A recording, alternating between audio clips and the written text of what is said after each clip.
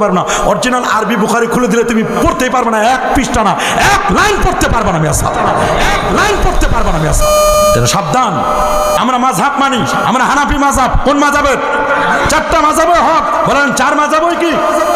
আমরা হানাফি মাযহাব মতে হাত উত্তোলন করবো এই পর্যন্ত। কে কথা উঠে উঠাক, আমরা হাত বের, আমরা হাত বাঁধবো নাভির নিচে।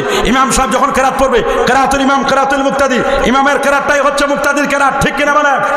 কোরআন বলছে সূরাতুল আরাফের 204 নম্বর আয়াত, ওয়াইজা কুরিয়াল কুরআন ফাসতামিউ ওয়া আনসিতু লাআল্লাকুম তুরহামুন। নামাজে যখন কেরাত পড়াবে গভীর মনে যদি শুনবে, যদি শুনতে না পাও তাহলে চুপ করে থাকবে। আমরা নামাজে ফজরে শুনি শুনবো, জোহর আসরে শুনতে পাই না চুপ করে থাকবো, এশায় মাগরিবে শুনি শুনবো। তা যখন শুনতে পাবো শুনবো, যখন শুনতে পাবো না চুপ করে থাকবো। সুতরাং এগুলো নিয়ে কেউ ফিতনা করবেন না। ইমাম সাহেব কেরাত পড়লে আমাদের আর কোনো কেরাত লাগবে? আমাদের তারাবি হবে কয় রাকাত? মাশাআল্লাহ, কয় রাকাত? নবী পড়েছেন 20 রাকাত, 4 খলিফা 20 রাকাত, 20 রাকাত তারাবি হয়েছে। হযরত ওমর রাদিয়াল্লাহু আনহু তিনি 20 রাকাত করেছেন, চালু করে দিন, তিনি 20 রাকাত করেছেন। তারা উসমান রাদিয়াল্লাহু আনহু বেদাতি বলে, কোন একটা আযান বাইর করছে, একটা অতিরিক্ত আযান, নাউজুবিল্লাহ বলেন। এদের বলতে বলতে বলতে বেয়াদবির মাত্রা অনেক চরম পর্যায়ে পৌঁছে গেছে। আল্লাহ আমাদেরকে হেফাজত করুন। আমাদের বেতের নামাজ হবে কয় রাকাত? 3। বলেন কয় রাকাত? নাকি আমরা 1 রাকাত পড়বো? না, আমাদের বেতের হবে কয় রাকাত? 3 রাকাত আমরা বেতের নামাজ পড়বো। খেয়াল করবেন এগুলো। একামতে হাইয়া আলাস সালার সময় দাঁড়ানোর চেষ্টা করবেন। একামতে যখন হাইয়া আলাস সালার সময় মাথায় গোল টুপি দিবেন, মুখে দাঁড়িয়ে রাখবেন, সুদ খাবেন না, ঘুষ দিবেন না। সুদে 73টা গুনাহ, সবচেয়ে ছোট্ট গুনাহ নিজের মায়ের সাথে জেনা করা। নিজের মায়ের সাথে। আর রাশিমাল মুরতাশি কালাম আফিন নার, যে ঘুষ নেয় ঘুষ দেয় উভয় জাহান্নামী। গীবত শিকায়েত করবেন না, আল গীবাতু আশাদ্দু মিনাজ জিনা। হিংসা করবেন না, ফাসাদ করবেন না, রিয়া অহংকার করবেন না, নেক আমল করার চেষ্টা করবেন। রাসূল বলেছেন বাদির বিল আমাল, উম্মত আমলের দিকে অগ্রসর হও। ফিতনান কা কিতাইল লাইলিল মুসলিম, অন্ধকার রাতের মতো ফিতনা আসতেছে। ইউসবিহু মুসলিমান ওয়া ইউমসি কাফিরা, সকালে মুসলমান বিকালে কাফের, সন্ধ্যায় মুসলমান বিকালে কাফের, আবার বিকালে কাফের সকালে মুসলমান। এমন অবস্থা হয়ে যাচ্ছে। আর ইয়াবি আহাদুকুম দীনাহু বিআরাযি মিনাদ দুনিয়া, তোমাদের কেউ কেউ এমন আছে তোমাদের দিনকে বিক্রি করে দিচ্ছে দুনিয়ার তুচ্ছ হালুয়া রুটির বিনিময়ে, সামান্য একটু লোভের কারণে দিন বিক্রি করে দিচ্ছে। আর কিছুদিন আগে তো ভোটও বিক্রি করে দিলাম আমরা। সাবধান, দিন বিক্রি করবেন না, দিন বিক্রি করবেন না। দুনিয়ার লোভ ক্ষমতা এটা অল্প কয়েকদিনের জন্য বাবা, এগুলো শেষ করে দিবেন না। দিন দিন শেষ করে দিবেন না। একবার জিজ্ঞেস করছে আহলে হাদিসের ইমামের পিছনে নামাজ পড়ার হুকুম কি? আহলে হাদিস দ্বারা মুহাদ্দিসিনে কেরাম, এই যদি হয় তাহলে কোনো সমস্যা নাই। আর আহলে হাদিস দ্বারা যদি আমাদের মধ্যে যাদেরকে আমরা বলি লা মাযহাবি, লা মাযহাবিদের আকীদার মধ্যে গুলু আছে। যেমন নবীকে তারা মুর্দা নবী বলে, যেমন নবীকে শবে বরাত বিশ্বাস করে না। কথা বলেন, শবে বরাত বিশ্বাস। ওরা মুজাসসিমাদের আকীদা মনে করে, আল্লাহকে মুসাব্বিহ মনে করে, বলে আল্লাহ আমাদের যেমন হাত পা আছে আল্লাহর এরকম হাত পা আছে, আল্লাহ আরশের চেয়ার নিয়ে বসে আছেন। এগুলো কুফরি আকীদা। এইরকম আকীদা যদি কেউ পোষণ করে, এই আকীদার ইমামদের পিছনে নামাজ পড়া যাবে না। সোজা কথা। কিন্তু আহলে হাদিস মানে যদি মূলত আহলে হাদিস যারা হাদিসের সহিহ দঈফ হাসান, প্রকৃত আহলে হাদিস হলো মুহাদ্দিসিনে কেরাম। ইমাম বুখারী, মুসলিম, তিরমিজি, আবু দাউদ, নাসাই, এগুলো বড় বড় মুহাদ্দিস, এরা হলো আহলে হাদিস। আর আমাদের দেশে যারা নিজেদেরকে দাবি করে আহলে হাদিস, নাম আহলে হাদিস, কাম করে সব হাদিসের খেলাফ। নাম নজর আলী, চোখে দেখে না, নাম নজর, নাম হিম্মত আলী, উঠতে পারে না, নাম ইমান আলী, মসজিদ ছিল না, আছে না এরকম নাম সুন্দর আলী, চেহারা ডেক্সির পাতিলের মতো কালো। এইরকম আমরা চাই না। আমরা প্রকৃত আহলে সুন্নাহ ওয়াল জামাআহ। নবী বলেছেন ইহুদিরা 71 দলে, খ্রিস্টানরা 72 দল, আমার উম্মত 73 দলে। কুল্লুহুম ফিন-নার ইল্লা মিল্লাত ওয়াহিদা। 73 দলের 72 দল যাবে জাহান্নামে, একটি মাত্র দল জান্নাতি। সেই জান্নাতি দলটার নাম হলো আহলে সুন্নাহ ওয়াল জামাআহ, মা আনা আলাইহি ওয়া আসহাবি। এটা আহলে সুন্নাহ দল। এই পথে মতে আমরা আছি, মাসলাকে ফুরফুরা এই মত পথ নিয়ে আছে আলহামদুলিল্লাহ। মোহরে ফাতেমে কি, ফাতেমা রাদিয়াল্লাহু তাআলা আনহাকে বিয়ে দেওয়ার সময় নবীজি যে মোহরটি নির্ধারণ করেছিলেন সেটা হলো 500 দিরহাম। কত? সেটা হলো, আরেকটি হাদিস আছে 480। তো দুইটা রওয়ায়াত আছে 500 দিরহামে যদি হয়, এটার বর্তমান মূল্য, এখন তো স্বর্ণের দাম বেড়ে গেছে, রৌপ্যের দাম বেড়ে গেছে। আগে আমরা বলতাম 1,53,325 টাকা, 1,53,325 টাকা। এখন দাম বেড়ে গেছে, বেড়ে যাওয়ার কারণে এখন দাম হবে প্রায় 3 গুণ, এখন দাম হবে প্রায় 4 লাখ টাকার মতো। কত? প্রায় 4 লাখ টাকা। তবে 10 দিরহামের কমে কোনো মোহর নাই। এখন এটা এসে গিয়ে 500 দিরহামের দাম কত?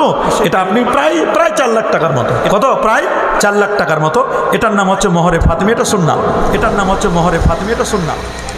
মুসাম্মাত রেবেকা সুলতানা তার মরহুম পিতা মাতার জন্য, পিতা মরহুম ইসমাইল হোসেন এবং মাতা মরহুমা ওমেসা বেগম, এই দুজনের জন্য আমরা দোয়া চাই। আল্লাহ তাআলা এই দুজনের জন্য আমরা দোয়া চাই। আল্লাহ মাহফিলে অনেক সহযোগিতা করেছে, আমরা দোয়া করি আল্লাহ তাআলা ওনার নেক আশা কবুল করুন। আল্লাহ ওনার আব্বা আম্মাকে মাফ করে দিন। মা মাহফিলের জন্য, হ্যাঁ মাহফিলের জন্য তা মাহফিলের তাবাররুকও রয়েছে। আর আমার লিখিত অনেকগুলো বইও আছে ঈদে মিলাদুন নবীর উপর 400 দলিলের লেখা আছে, এটা আপনারা 200 টাকা দিয়ে সংগ্রহ করে নেবেন। আরেকটা বই আছে, সেটা হলো এই যে আল মাজাহিবুল ফিকহিয়া, 2টা বই এবার আনা হয়েছে।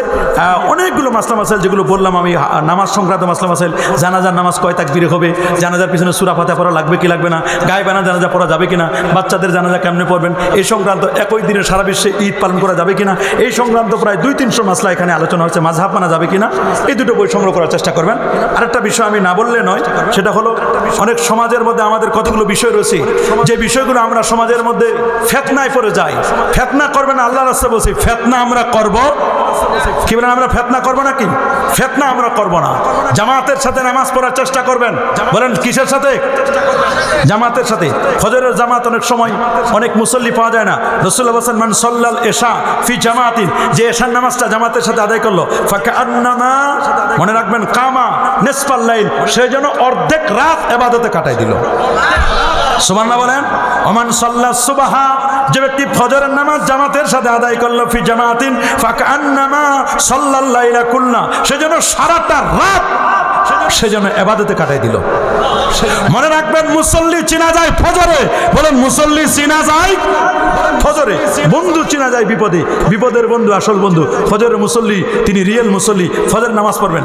ফজরের নামাজ আদায়কারী আল্লাহর হেফাজতে থাকে। কার হেফাজতে? আল্লাহর হেফাজতে। রাসূল বলেন, মান সাল্লা সুবহা হুয়া ফি জিম্মাতিল্লাহ, যে ফজরের নামাজ জামাতের সাথে আদায় করলো, সে আল্লাহ পাকের হেফাজতে চলে গেল। আল্লাহু আকবার বলেন। আমরা কি আল্লাহ পাকের হেফাজতে যেতে চাই? 5 ওয়াক্ত নামাজ পড়বেন তো ইনশাআল্লাহ। দেখে হাত তুলেন 5 ওয়াক্ত নামাজ পড়বেন। মা বোনেরা পড়বে না? তাদের জন্য তো জান্নাতে যাওয়া সহজ। মা বোনেরা যদি 5 ওয়াক্ত নামাজ পড়ে, 5 ওয়াক্ত নামাজ পড়ে, স্বামীর খেদমত করে, তাদের জন্য জান্নাতে যাওয়া খুবই সহজ। যারা ফজরের নামাজ জামাতের সাথে পড়বে, লাইয়াদখুলাল নারা আবাদা, কখনো সে জাহান্নামে প্রবেশ করবে না, সে জান্নাতি হবে। আমরা ফজর পড়ব তো ইনশাআল্লাহ। কি ফজর পড়ব? আমাদের পরিচয় 1 নম্বর, আমরা আহলে সুন্নাহ জামাতের আকীদা, আহলে সুন্নাহ ওয়াল জামা, মাযহাবে হানাফি, সিলসিলায়ে ফুরফুরা শরীফ, এই বিষয়গুলো আপনারা খেয়াল করবেন। আমরা তরিকায় চিশতিয়া, কাদরিয়া, মুজাদ্দিদিয়া, নকশবন্দিয়া, কয় তরিকা? বলেন কয় তরিকা? আপনাদের সন্তানদেরকে আলেম বানানোর চেষ্টা করবেন। একজন সন্তানকে কমপক্ষে আলেম বানাবেন। কি বানাবেন? একজন সন্তানকে কমপক্ষে আলেম বানাবেন। রাসূলুল্লাহ বলে দিয়েছেন, আল্লিমু আওলাদাকুম সালাসা খিসাল, তোমরা তোমাদের সন্তানদেরকে 3টা বিষয়ের শিক্ষা দিবে। কয়টা? 3টা বিষয়। কোরআনের ভালোবাসা, নবীর ভালোবাসা, আহলে বাইতের ভালোবাসা।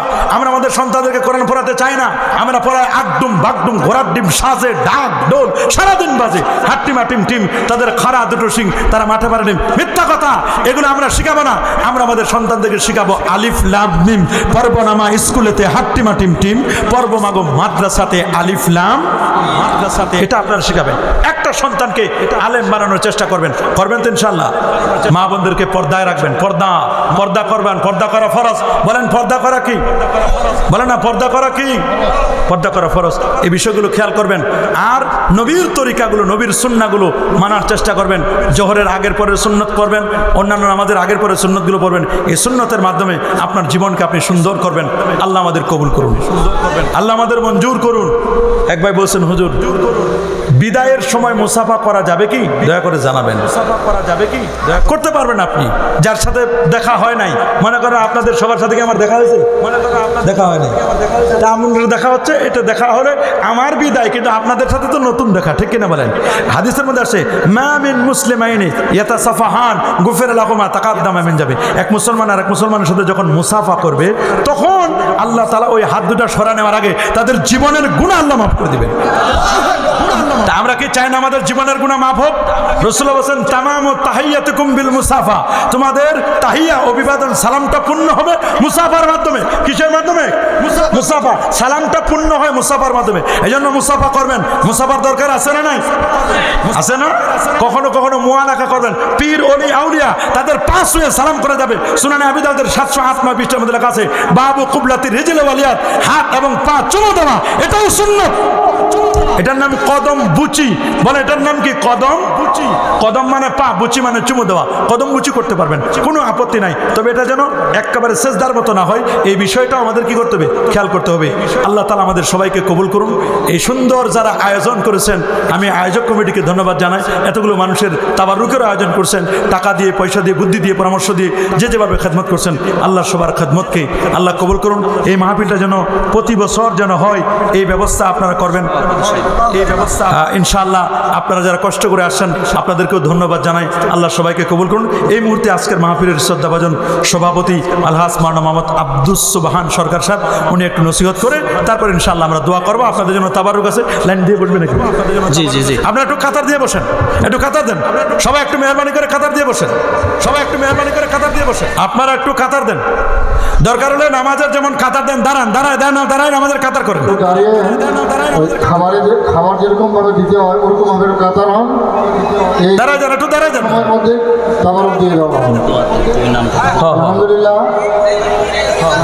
সম্মানিত উপস্থিতি, আজকে লালাপুর উত্তরপাড়া যুব সমাজ ও গ্রামবাসী কর্তৃক আয়োজিত তাফসীরুল কোরআন ও ইসলামের সওয়াব মাহফিলটি আমাদের এই এলাকার মানুষের চক্ষুকে খুলে দিয়েছে। শোনেন, একটু শোনেন বন্ধুরা, একটু শোনেন। আজকের এই মাহফিল আমাদের এলাকার মানুষের চক্ষুকে খুলে দিয়েছে। আমরা একসঙ্গে সম্মানিত উপস্থিতি।